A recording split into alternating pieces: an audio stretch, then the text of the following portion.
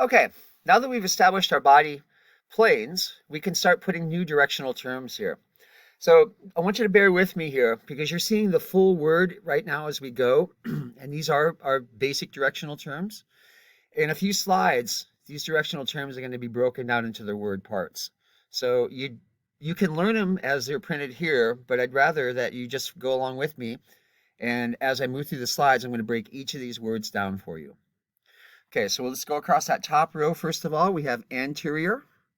Once again, anatomical position. The anterior is the front of the body, as you see this presentation here.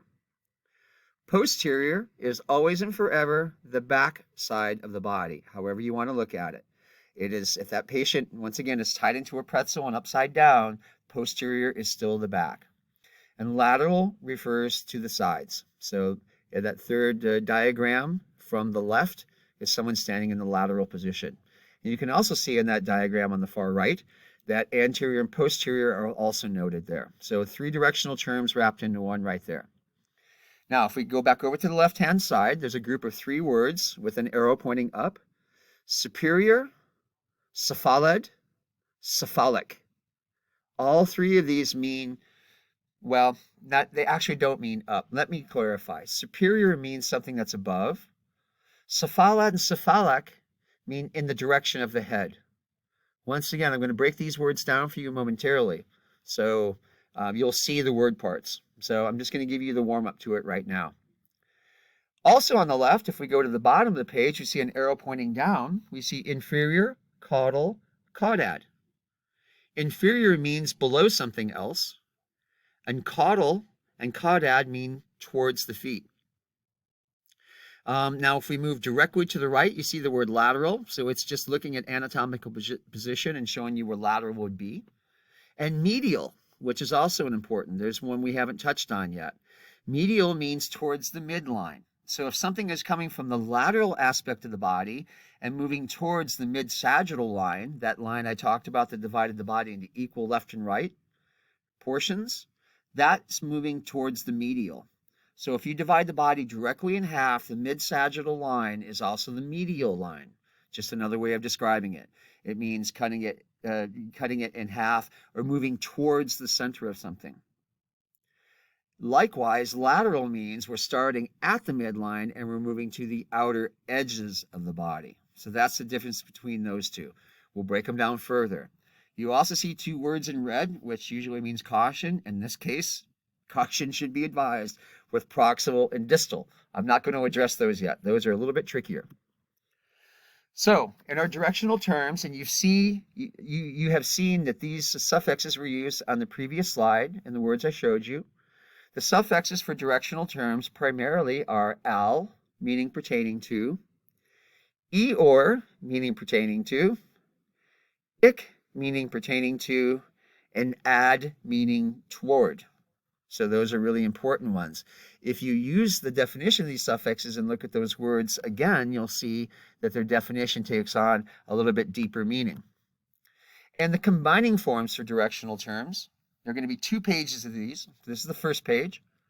Antero means front. Postero means back or behind.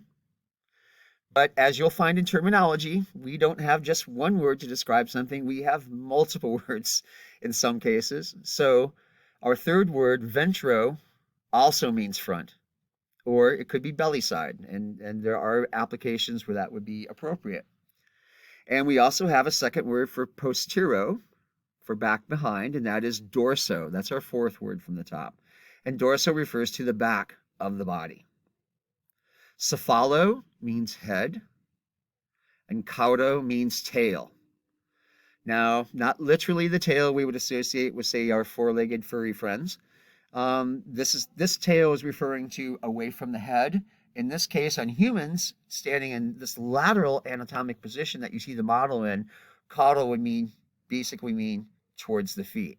There's also in that diagram, they show you some way these words can be used and the way that they're put together. So that's a good reference for you. Once again, proximal and distal, you see those again. Just ignore them for right now. We'll get to those. Those can be tricky. Now, the other words you need to know, the other combining forms you need to know in our directional terms I listed here. Latero means to the side. Medio means middle. Infero means lower or below.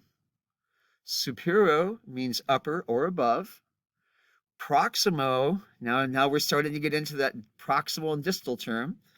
The combining form for proximal is proximo, meaning near or nearest, and disto, meaning far or farthest. Now, I just gave you a lot of combining forms. Let me remind you that when we present the nouns in medicine, it always comes in the form of the combining form. So that list on the left is accurate. That is exactly right. That's how we start with our word. But that's a dysfunctional word because it just tells us what. It doesn't what we're talking about. It tells us the noun, or in this case, the direction, but it doesn't give us any more information. So it's a dysfunctional unit until it has its suffix applied to it, which is why I put so much emphasis on you learning your suffixes to begin with. Now we're going to take these and break them into terms. Here we are. Antero, we add eor to the end of it. We have pertaining to the front, anterior. So pertaining to the front of the body, organ, or structure, which is important to note. I haven't mentioned it till now, but when we talk about directional terms, I've presented this to you in the aspect of talking about the entire human body. But to be honest, we could be looking at a kidney, we could be looking at a liver, or a heart, or a foot, or a patella, which is another name for kneecap. And these directional terms would still apply. We still assume that the liver would be in an anatomical position, so the front is always going to be the front. And we can talk about the anterior or the posterior of the liver. And however that patient's lying, we're still talking about the front or the back of the liver. So I hope that's clear.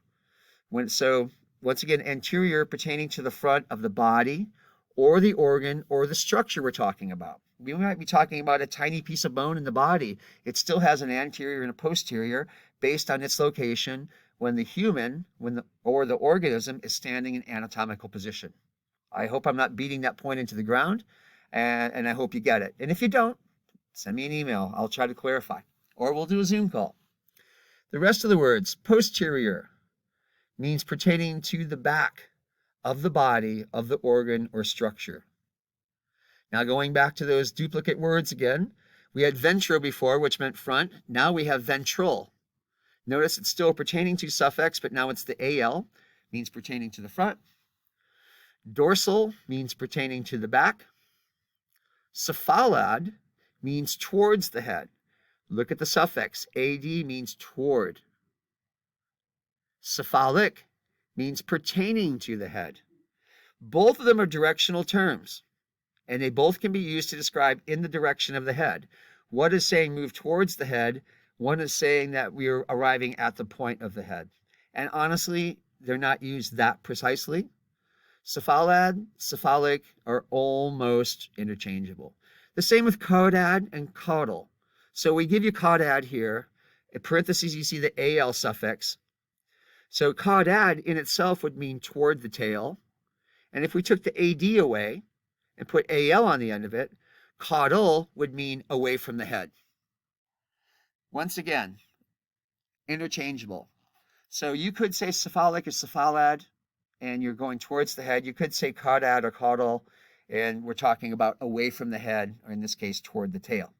Once again, not the tail as in a mammal with a tail, but the tail in this case meaning away from the head, and the opposite end of that is the feet. So cephalic toward the head, caudad away from the head.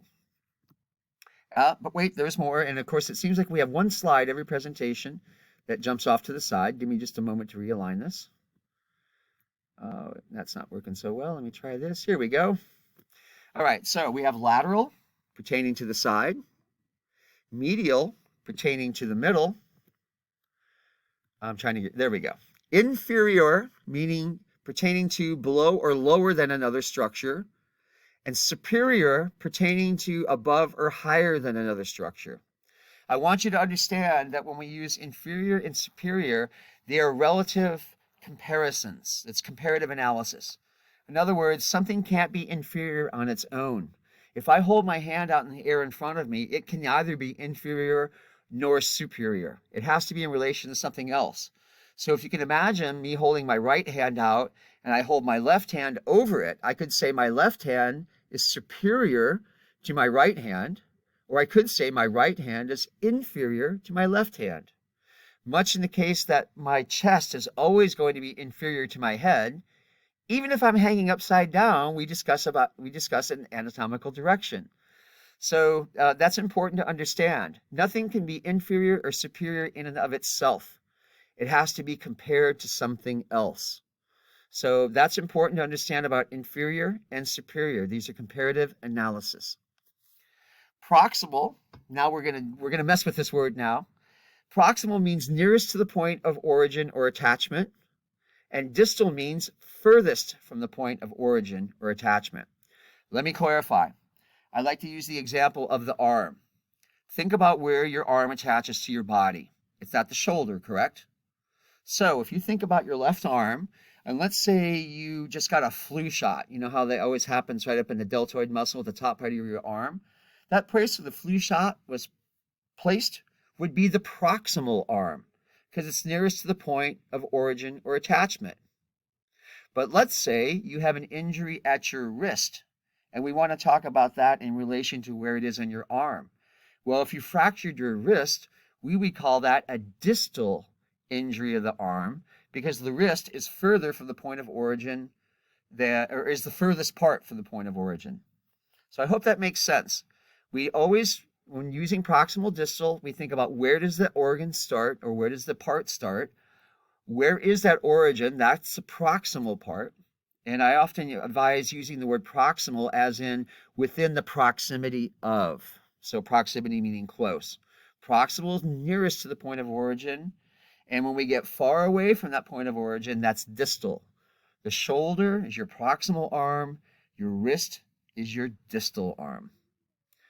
That's the way I'm going to teach it to you now. Those of you on track for the RT program are going to find out, especially when you're in surgery, that surgeons use these terms differently.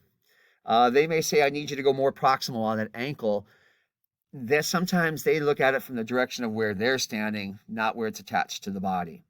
So you have to think of these rules as being flexible.